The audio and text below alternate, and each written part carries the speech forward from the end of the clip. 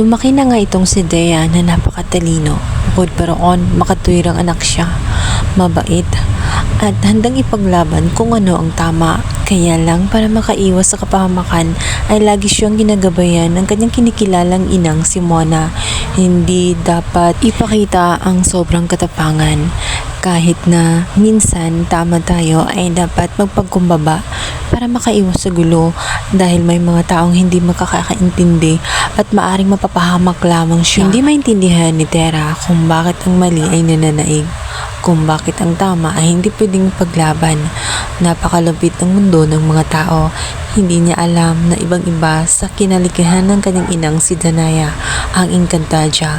Mailikas siya na tapang, may mga gabay siya at pakikitaan mo na talagang namanan niya ang kakayahan ng pagiging matapang sa kanyang inang si Danaya.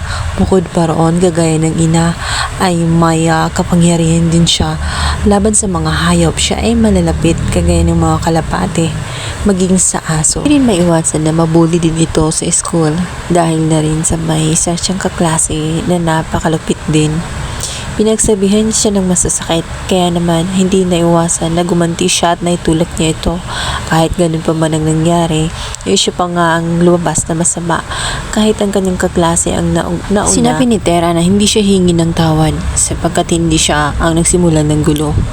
At kung hingi man siyang ng tawad ay dapat ang kanyang kaklase din dahil siya naman talaga ang may kasalanan. Subalit hindi gagawin yun ng kanyang kaklase dahil mayabang ngayon. Kaya naman ang kanyang inang si Mona, siya na lang ang humingi ng paumanhin at pagpasyensya para lamang makaalis sila.